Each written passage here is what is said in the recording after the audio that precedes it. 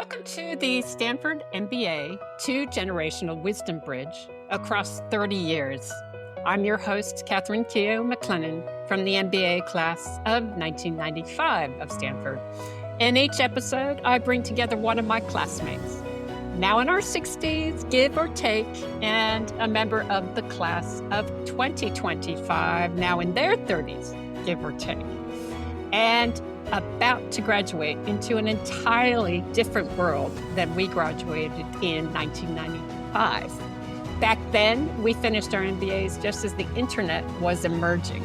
Today's grads are stepping into a future shaped by artificial intelligence, uncertainty, and we hope that we express possibility.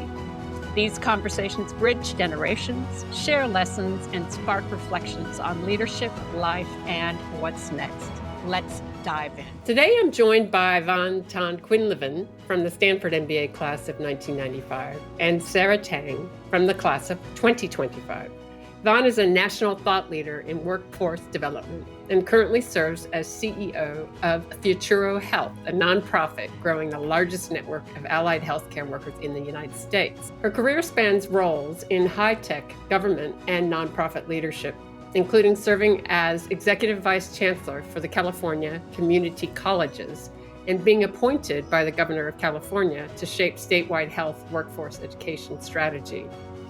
Sarah is a dual degree MBA and MA student at Stanford, combining business and education to reimagine workforce readiness. She's taught in Malaysia through the Fulbright Program, worked in strategy at BCG, and Teach for All, and now co-leads the GSB Education Club.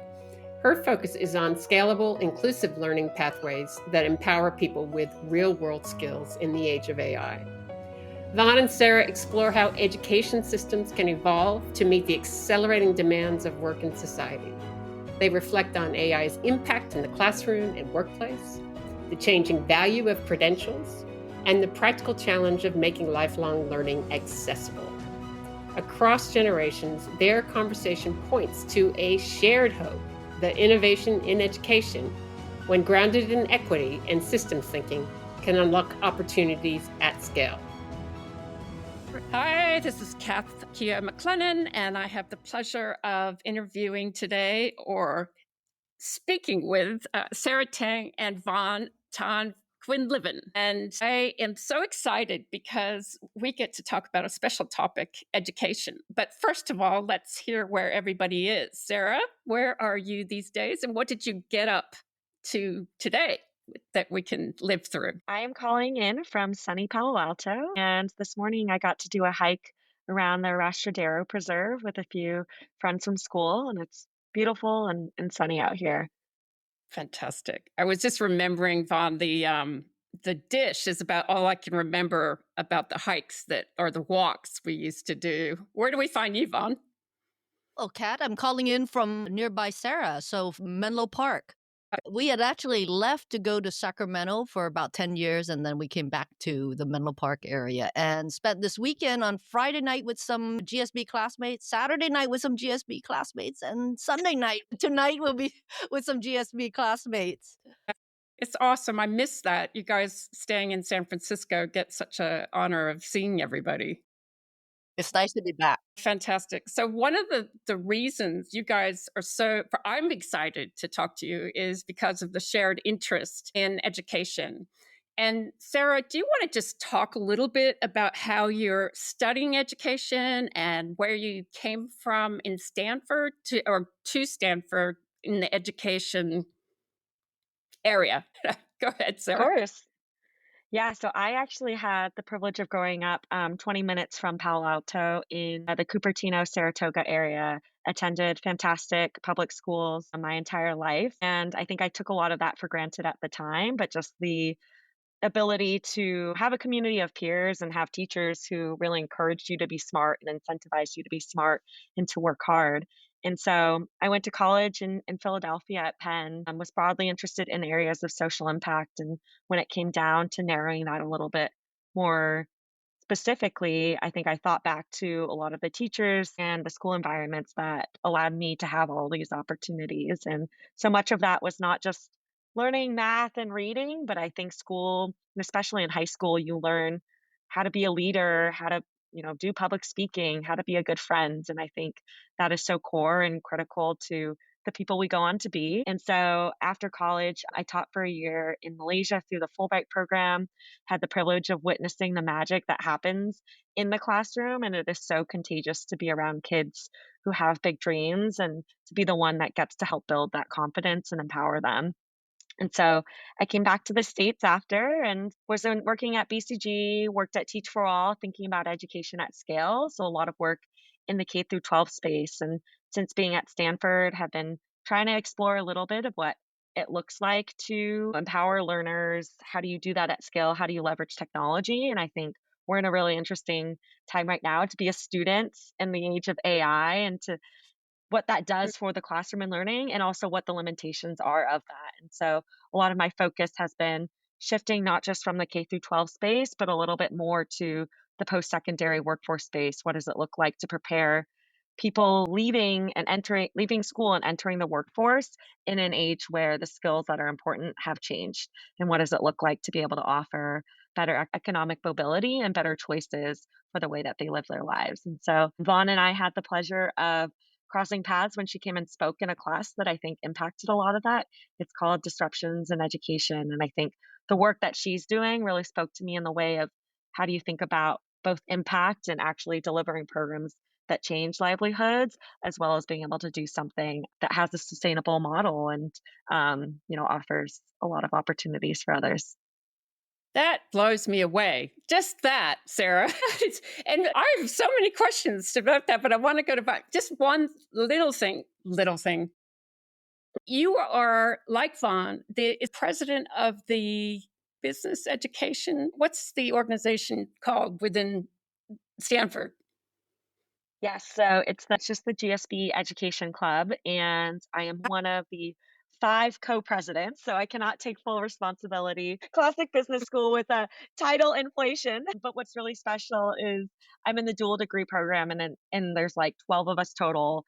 The team is made up of 4 of us from the dual degree program who honestly love to spend time together and talk about all these issues in education. And so we were like, okay, one of us, I think Doug, who was also on this podcast before, got us all together, and it's been a real treat. It was a treat. It was a treat talking to Doug. So Vaughn, where do we find you today, which is Sunday? I so appreciate your Sunday time. Well, Kat, like you, I'm looking forward to see where life takes Sarah and the impact that she's going to have over her lifetime. And if you remember, back when we were at the GSB, I actually also headed a similar club. It was called Partnership for Education at that time, P4E. Yes. And I was one of 5 co-leads. So we're super Awesome. collaborative. That's awesome.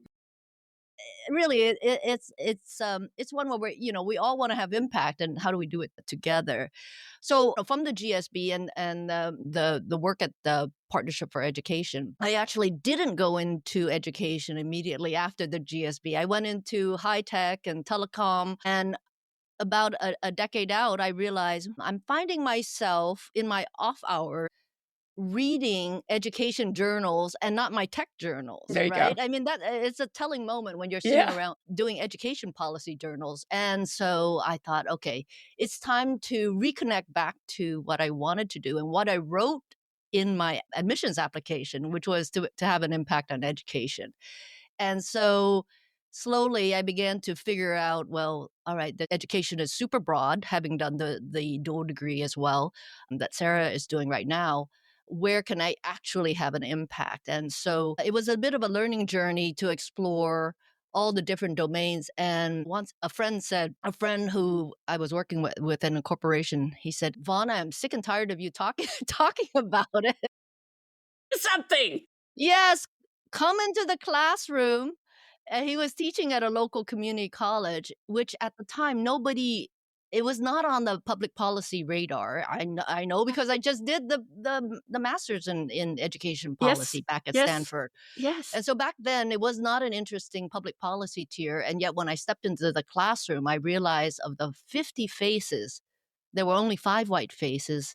And it occurred to me immediately, this is where the workforce of the future is going to come from. And yet nobody was paying attention to that tier of education. And if I began my learning journey, perhaps I can make a difference. And so fast forward, I began more from volunteering, reading, talking to experts. And then over time, after I moved into the field of workforce development in my private sector company, then I was appointed by the governor to take those best practices to drive the workforce mission of the California Community Colleges, which is the largest system of higher education in the whole country here in the US, and super diverse as well. So was able to Wow. do that, then go there, and then now I'm in the nonprofit area applying those best practices to help out the healthcare industry with its worker shortages. Oh my gosh, that just blows me away. Just out of question. So, what got you not in education when you graduated? What was the I mean, there are quite a few people that were in that technology. It was such a 1995 was when Netscape went public, and arguably it was sort of the heyday start of the internet. So, what pulled you, or where did that pull you? Well, I wrote in my application that I wanted to bring some of the private sector skills into education. I mean, that was the Gotcha. idea. Okay. Going into, and I still use a lot of the learnings that, I do a lot of systems change work now in order to get this siloed systems to work together, right? In order to Yep. create opportunities for people. Yeah. Yep. And, the change management process, for example, that I observed and lived through in private sector companies, that continues to be really valuable. And, a lot of the things that we learn in the business school and some of those practices and even learnings, for example, like how to invest in transformative program by investing in the leader, the change agent. Right? I mean, all of those became very applicable and were not norms within the public sector. So being able to take some of those learnings across, private public has been really helpful. Well, I mean, that's my field, as it turns out. It's where I've focused in 30 years over the leadership development culture. But Sarah, okay, so what's interesting to me is, Vaughn, you go into technology, and I'm going to come back to that and learn the change management principles and the leadership principles. Sarah, you mentioned AI in education. And so one of the interesting things 30 years later, if we graduate, is if we went in to the internet age, you guys are going into a completely different age. And now you're going to see about applying it to education. So tell us about that. Yeah, I mean, I think first and foremost, if you can reimagine your GSB experience and going through classes and being a Yep. student with AI, Yep. I would say it's Yeah. pretty No. dramatic in terms of Yeah. if we took a class on like data and decisions, and it's like you're supposed to use R, and you could, I mean, I don't know how much of this should be on the record, but like you could put I think you're I've allowed forgotten to all of use that. Yes. you're allowed to use ChatGPT on these exams, and it can do almost the entirety of the exam. Of course, there's parts that you need to check and that you need to rethink. You're preparing for a case study, and ChatGPT can like provide a summary of, some of the key points and the key facts. And so I think as a student, it's transformed the experience of being on here. And I think my friend brought up this really interesting point. If we were not, we're at a really interesting point right now where AI is still developing as a student. We get the privilege of being able to like tinker and toy with it, and we emerge going back into jobs knowing how to use a tool like this. And I think as a student, it's a really unique learning environment to be able to have the privilege to learn how to navigate these tools. I think in terms of education, there are so many angles at which it's being applied. I think you see, teachers being able to use AI to help generate their own lesson plans in the K through 12 space. You see, what it can do on the back end of automating, some of these back office processes. And I think recently a lot of the conversation, maybe to a lot of the overlap with Vaughn, is that so much of the workforce is going to not necessarily have these skills or have the opportunity to build up these skill sets. And so when you think about what the workforce in the future is going to need, a lot of it is going to come down to like how quickly can you adapt and learn these skill sets. And so I think I'm excited about what it takes to be able to like train up workers and individuals in this, and not just students who are able to attend Stanford and have the privilege of having friends who can pass along tips.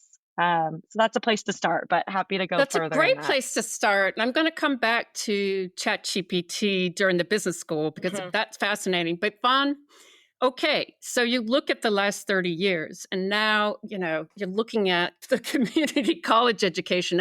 What are you seeing? Trends?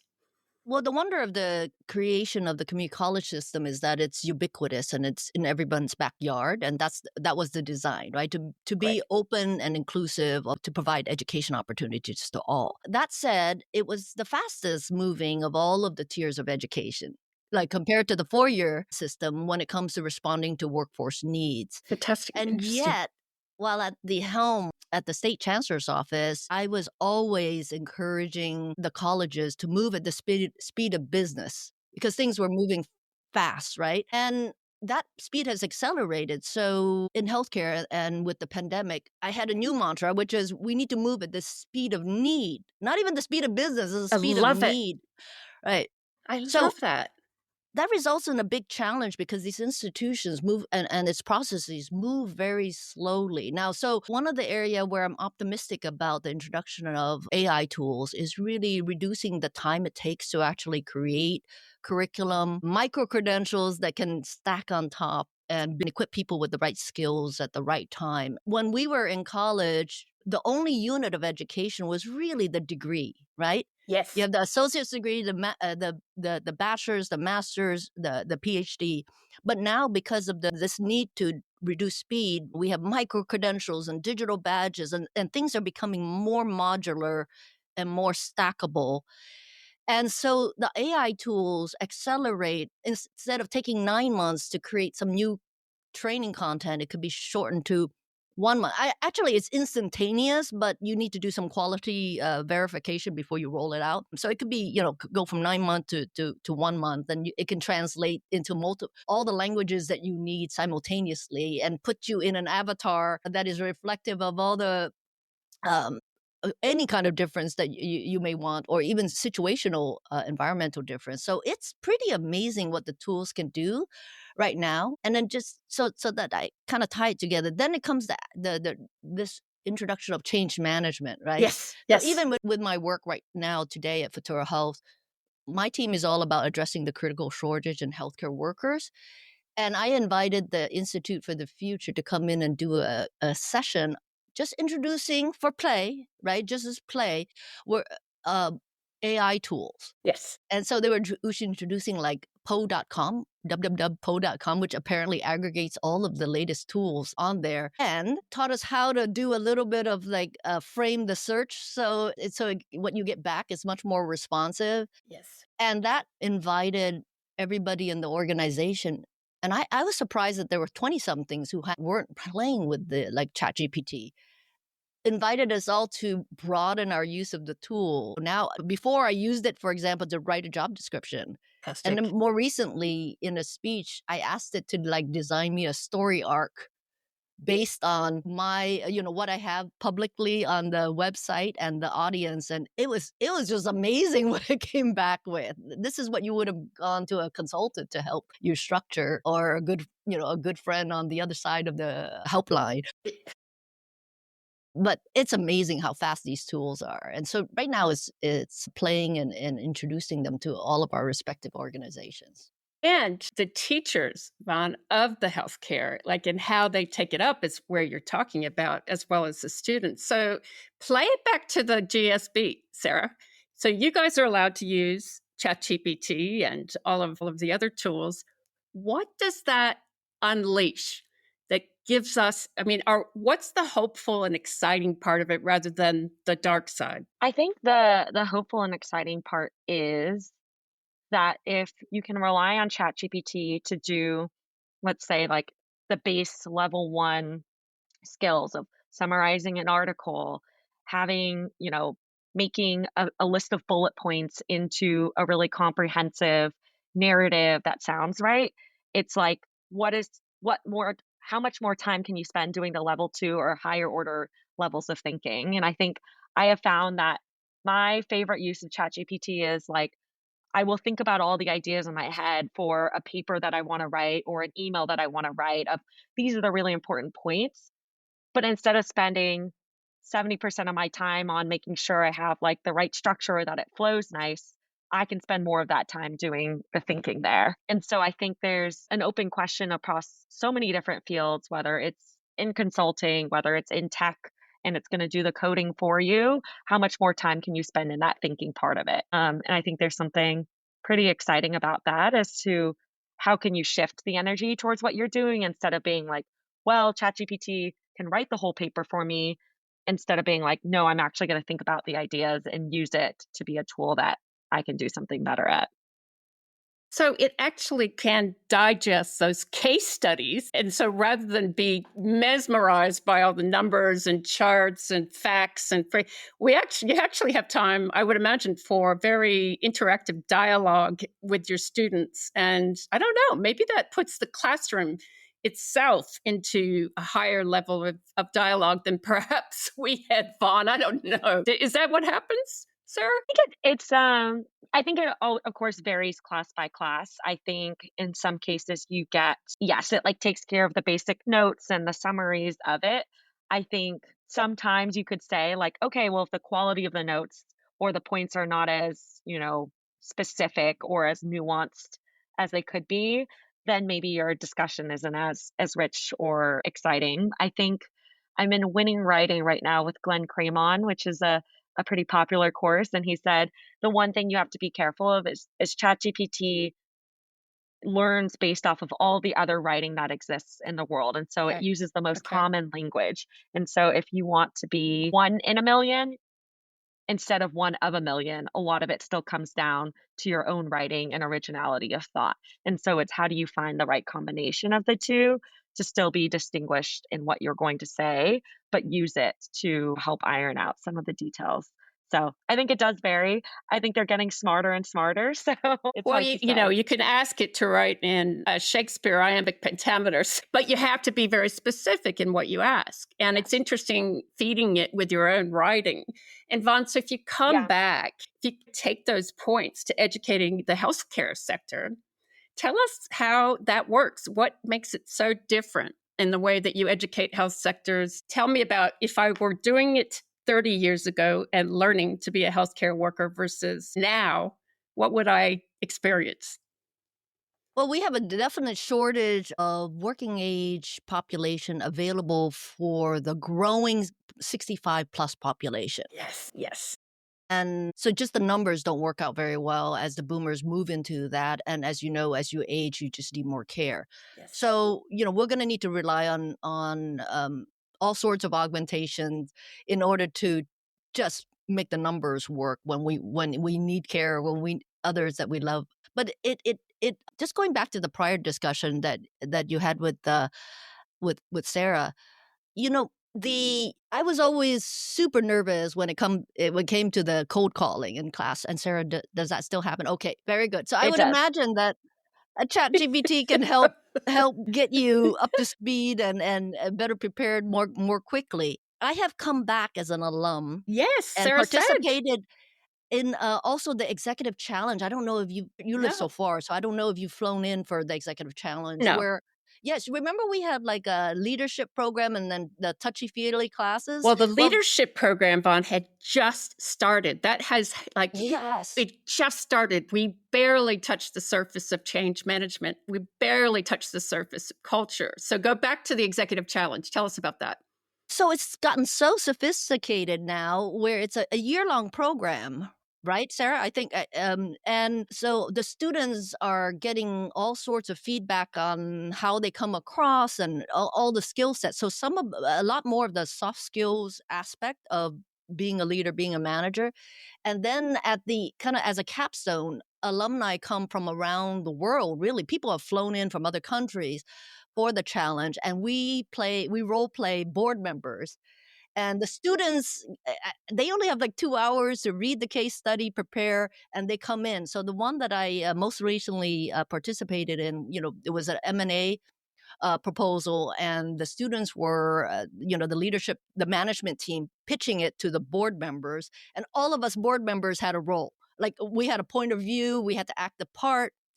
Super fascinating. And I would say that in that moment, the ChatGPT cannot help you in that moment, Yes. right, of doing Yes. that type of work. Yes. And so, hey, hats off to Stanford for preparing the students in that way. And the brilliance of the students come out. I mean, it caused me stress to sit as a board member, even though I wasn't on the line. So those are wonderful skills, and I'm glad that the GSB has evolved its curriculum to really do that kind of deep work. The other thing that I wanted to mention and call out was after the case, then all the students came back in and we gave feedback at the individual level, but also at the group level. And again, hats off that the students had gone through a process where they learned to accept the feedback and hear the feedback, not only from each other, but it wasn't like devastating, because those are the things that knock us off from our career, right? So they're learning those skills of how do you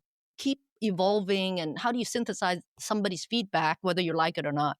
And I think those are really important, essential skills for a career. Hallelujah. That's something we never, I mean, it's so different. And I can see, like, first of all, getting involved with the board, and I would imagine the experience now of boards who really have implemented AI, so they're not reading the 100-page pack before they get here and trying to add value to the decision making in the executive stuff. It's like class, Sarah. It's like the cold calling of class, and so the quality of the conversation is so much better. Now, bring it into, isn't it fascinating? You went to Malaysia to go and see what you could add. And that was a year on a Fulbright, Sarah? Is that right?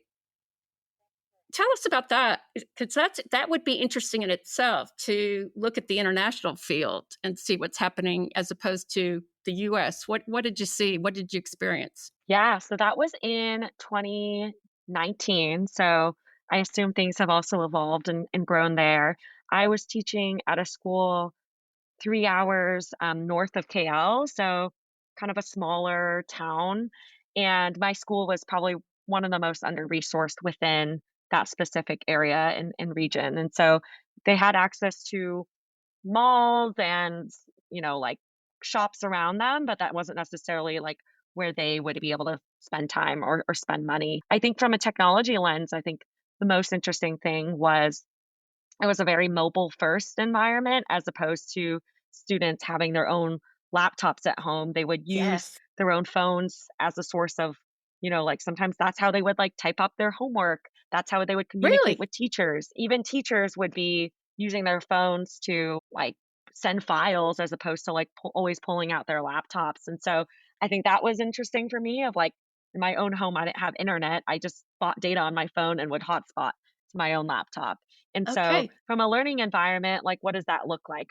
We have, some of these older computers in a computer lab that it depends on if you're able to like reserve the computers and open them up. But that was like often where I would gravitate towards. And for them, it was less common of a skill to always just have access to technology at their fingertips. Now I know the pandemic may have also changed and shifted a lot of those dynamics there and what that meant for education broadly. But I think that was a big trend and theme. I think the second biggest difference I noticed from a US education system was just the broader dynamic of being in a very diverse classroom. Malaysia is home to both ethnic Malay folks, Chinese folks, Indian folks, as well as indigenous folks. And so that really showed up in my own classroom, thinking about the dynamics of not just ethnicity, but also race on top of that. If you are Malay, then you are required to be Muslim, and that has a very big cultural significance. So being able to be in classrooms where you see so many of those dynamics at play, both the beauty of it,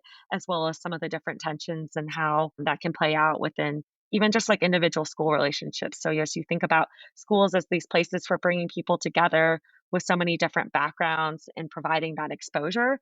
Also within those environments, how do you encourage more of those kind of more of that integration and mixing even across differences. And so a lot of those lessons continue to stick with me. And I think go beyond just education to how you think about our own interactions and where we are in the world today. Sarah, geez, you guys. All right. So here's a question for you. You mentioned Sarah, and I'm going to go to Vaughn because of the community college. But you mentioned you're going to start to focus on getting ready for the next steps. So Vaughn, given that the community college is the biggest sector in adult education. And by the way, it's similar here in Australia. How is that going to change the way we see the university or college education? Are we going to see continually a big shift? Because, in the US, your costs are ridiculous for university education. And given the modular aspects of what you were talking about, Vaughn, I'm thinking, you tell me, how does this change the way students out of high school are going to go into the workforce? Well, Kat, I was at an event in DC yesterday, and it was talking about college closures, right? Right now, with the economics of especially small liberal arts college in communities where the population density is thinning out, they're facing closures and consolidations, and everyone expects that to happen more and more. Now, this won't affect the your tier one, colleges, the fancies. Yeah. Right, the fancies. Yes. So we have somewhat a framework of once and done when it comes to education. Like a lot of the bennies of our societal structure thinks about, okay, let's get the most education in the beginning of life. All your financial aid is structured for that. And then it sort of assumes that you don't get more skilling or upskilling throughout your lifetime, which is odd. Right. And we know that's not true. Yep. So as you think about, your iPhone needing continuous upgrade, the system that we need is actually one where we're continuously skilling and reskilling and reducing the time to do so. And that's a real challenge. And the other real challenge is going to be the work experience conundrum.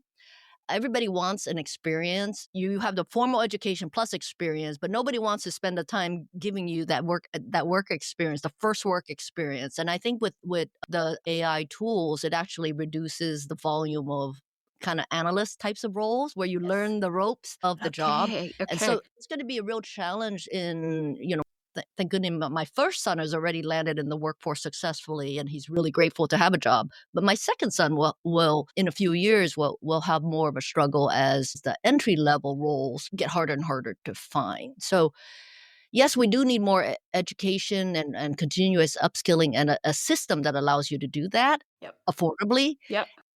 And it's going to be equally challenging to figure out how to intentionally structure the work experience so that people can begin their career. Because if you can't get that first job, that first career, it really affects your lifetime earning. Okay, I'm going to come back to that. It's a fascinating conversation to us in Australia, because back in 1989, our federal education minister said, we want all universities to make work-ready students. And so we lost our liberal arts, which I think is a bit of an issue. But Sarah, so you are going to focus on this thing called, how do you call it? Because you're shifting your focus from K to 12 to what? I would say more broadly of workforce development and workforce readiness.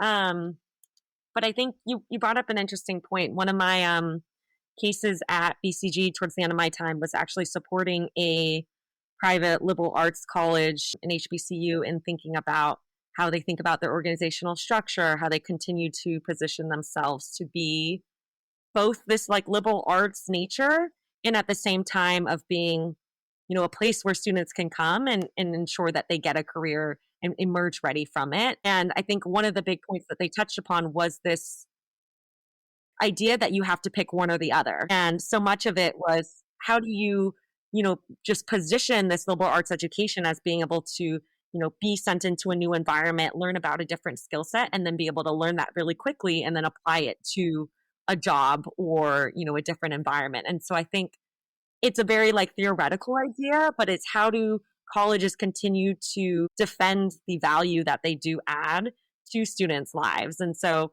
on one hand, it is really sad when you think about these colleges closing. On the other, I think it is this really big challenge of, in order to be able to charge that amount of money, you have to be able to demonstrate what you're going to offer to a student. And I think students are hopefully getting to this point in time where they're able to have more choices of, college isn't the only way that I can, have a pathway to a really good lifestyle. And how do we continue to shift that narrative towards giving students the most options and putting the onus on colleges or other pathways to be able to actually deliver better outcomes for those students. That is exciting. I thought the internet would bring that. I thought that we would all collapse and watch Harvard's economics professor and then do our group study. And then so all the sort of less prestigious professors would be losing their job. So that's fascinating in itself. Vaughn, I'm going to go back to the healthcare sector. That is fascinating. So how do you guys see, at least not the end point, but the next 3 or 4 years, hope in the policies that you guys are putting forward, and I guess more the practices, the change management that you put? Is there hope for our healthcare sector? And what is the hope? My goodness, that's a big question. It's okay. 3 sentences or less. Put ChatGPT on it. All right. So given that all is going on and all the uncertainties, especially here in the United States at the federal level, the dilemma on the workforce side remains the same. So I think I mentioned about the sort of the growing aging population and the greater need for care. And it used to be 11 working age adults for everyone that's over 65. It's now 7.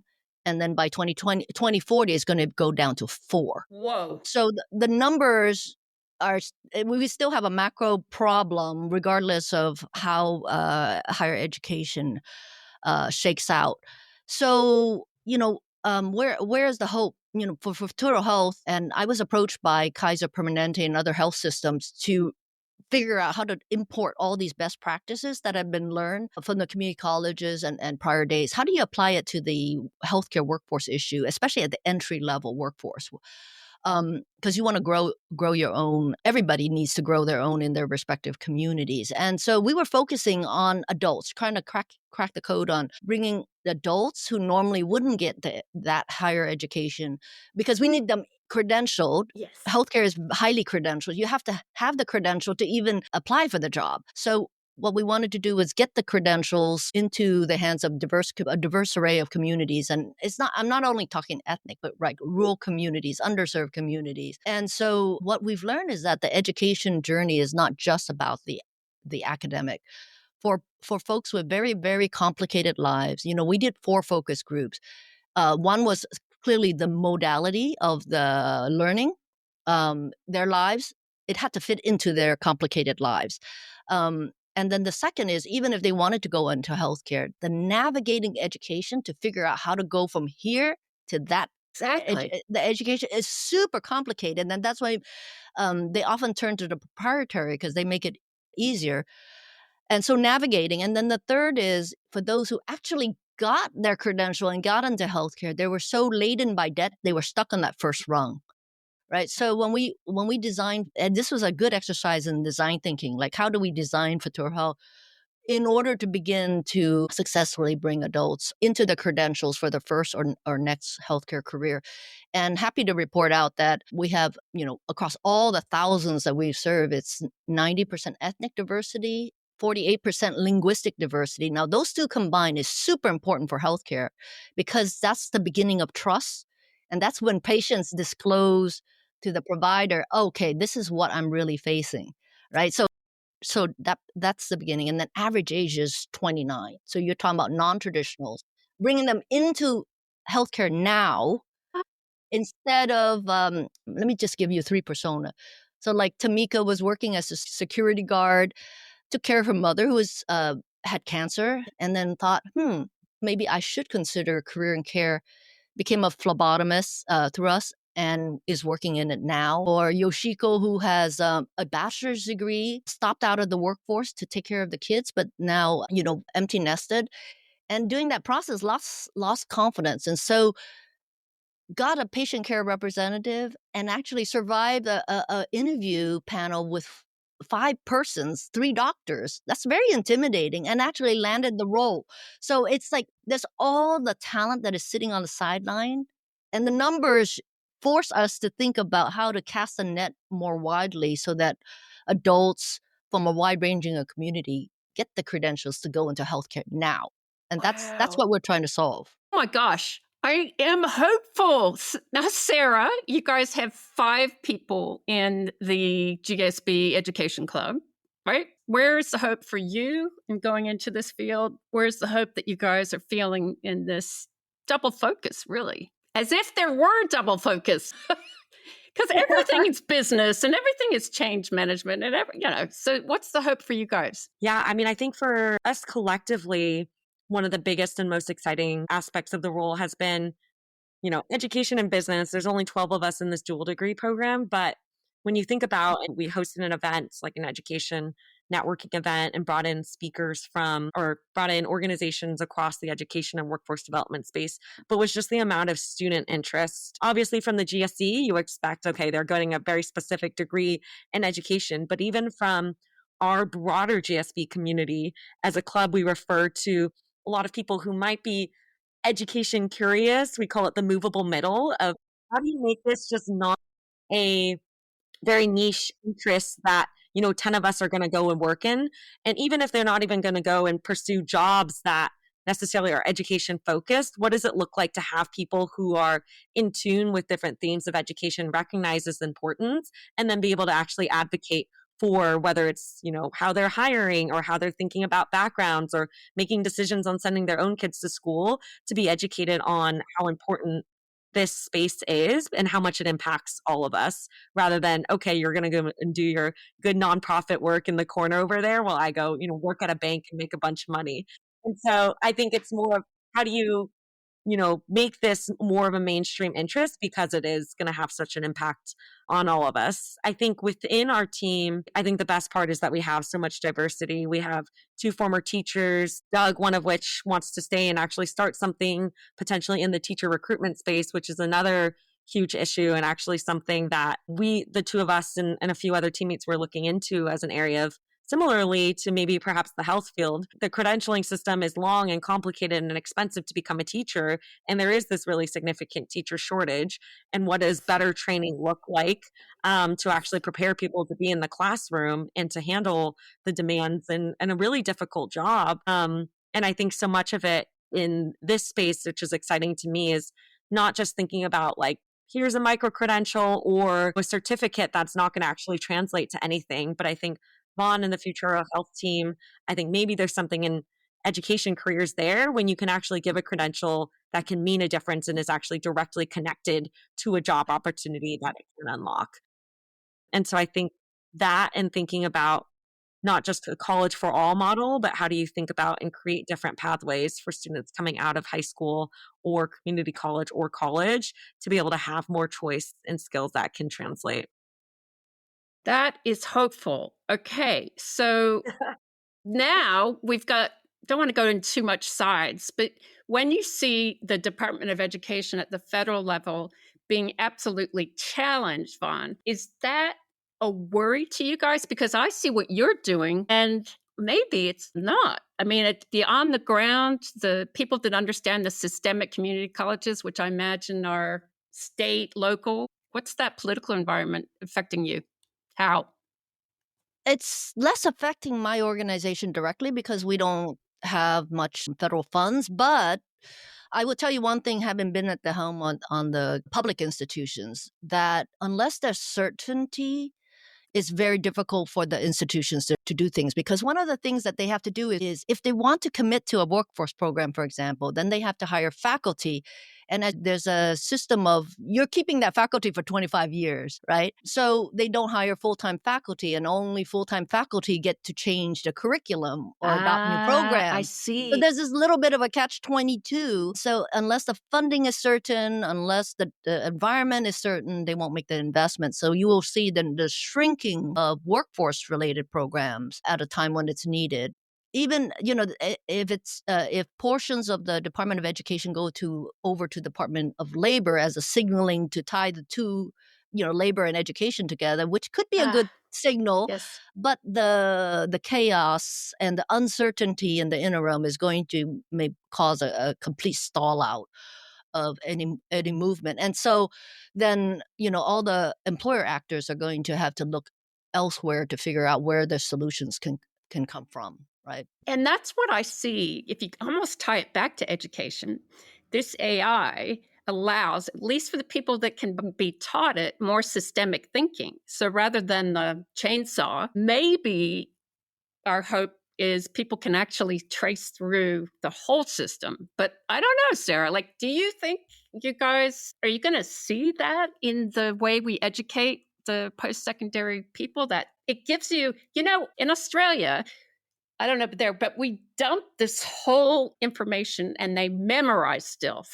And so I'm hoping that not only the teachers, but the students get to stand back from that fact memorization to the systemic thinking we need. And does the content with micro-credentials change that way of thinking? I don't know. Interested.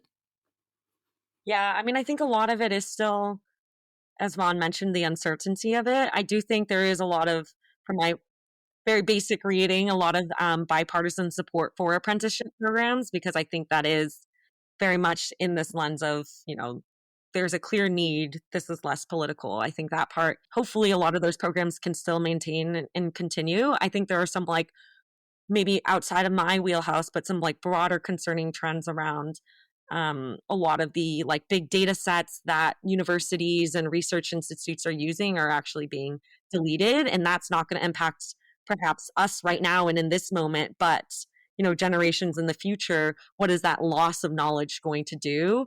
And so I think that's a broader educational theme of what does it mean to delete knowledge? And then I think second, I know a lot of the funding that goes towards more of the public K through 12 schools is at the state and local levels. But one of the big parts that is funded by the federal government is around like kids and school lunches. And so when you think about that as one input that is at a broader national level, and how much you can see how like student well-being and being fed actually impacts student performance, especially in communities that are under-resourced, I think there are some concerning effects that you could see more in the short term. But obviously so much of it is each day what is on the news that can make it really challenging to know what's next, or how serious those little spots, and then the change and the uncertainty is affecting all sectors, including our stock market. But what's interesting is, Von, and I'm to sort of kind of come to an end, the post GSB experience career for you is, what was it like at this time? We're in March of the second year for Sarah. What was it like at this time going, oh, what am I going to do? When am I going to graduate? What am I going to focus on? Did you know? Did you know what you wanted to do at this point? I remember my first job going into a management trainee program at a telecom entity. So, I would say this. All the GSBers are going to land somewhere and they're going to have an impact. I would put it out there that the part that we don't get a lot of training on is actually how to navigate the life part that is paired with the career part, right? Because we spend like 2 years understanding all the tools and everything that we need to do. Oh my God. So my one advice, Kat, if you allow me to put it out there, is it's really important to be able to look ahead on how career and life intertwines. And that has to do with family. It has to do with health. It has to do with relationships. And if you want to get married, like how career and the trade-offs between relationships, marriages, and your work. And I was so fortunate. I was selected in my early 30s to be in this program with the International Women's Forum. There were 14 of us, including an Australian, someone from South Africa, and some Canada. And I was on the young side. Most of the other women were in their 40s. And I got to see their lives play out. I mean, these are all like really, successful women in all ways. But to see how they were dealing professionally with the ups and downs of careers, and children going, leftwards or rightwards, and marriages, going into the valleys and on the highs. And so being able to watch that and decide for myself, what do I want for myself? Because as you're making decisions about how do I make this move, this career move that requires everybody to relocate, there are trade-offs involved. And to be able to talk to some of those women and hear like how to prepare for those types of conversations was really helpful, so that I didn't end up on this side of the equation at this age, having left behind a part of me, trading that off. So I would have to say, in reflecting back, it's getting the career you want is also about designing the life that you want.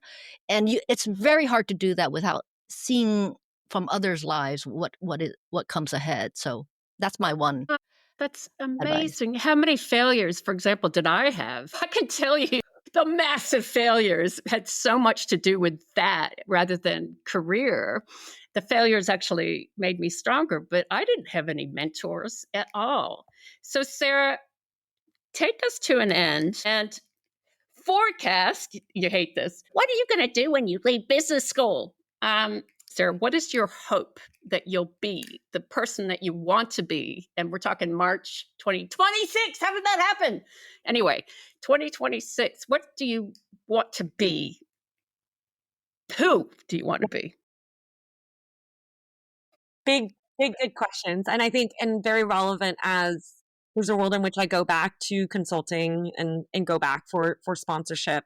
And I think a lot of the questions I'm having is like, okay, if I end up back in the same career that I left before, what has changed? And I think there is something about taking 2 years where so much of your day is spent integrated. You do an hour of class on real estate, you then spend an hour at some other guest speaker lunch on an incredibly different topic related to AI.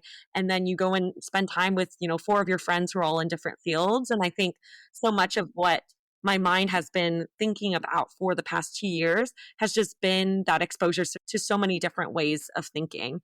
And I think that in itself is one thing. I think just being a more curious, informed, someone who's able just to learn, like the short version of something and be able to have a conversation and think about that critically and not feeling the like, oh, well, I'm not an expert in that space, so I can't, have a say or a role in it. And I think the second thing, I think to our earlier conversation on the Arbuckle Leadership Program and Leadership Labs, I think a lot of the benefits here have been those soft skills of how do you like think about yourself as a leader? What are your own strengths and how do people perceive you when you show up and you're managing people? And so I think a lot of that is I want to be in the workplace, just, a manager that can motivate and make their people and their teams feel supported, whether that's, a direct report or just people around them. How do you be that person in any kind of organization that people look to and say, like, I want to be that kind of leader. I want to work with them. And then I guess on the personal side, I'm getting married in September. And so All right.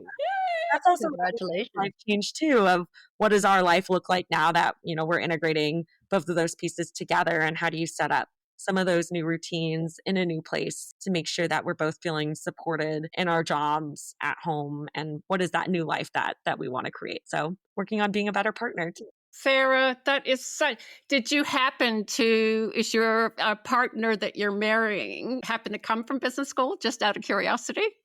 No, we actually have been dating. It'll be 7 years in November. I So see. it's been a longer journey that I'm lucky to have him along for. And he's been a very supportive SO.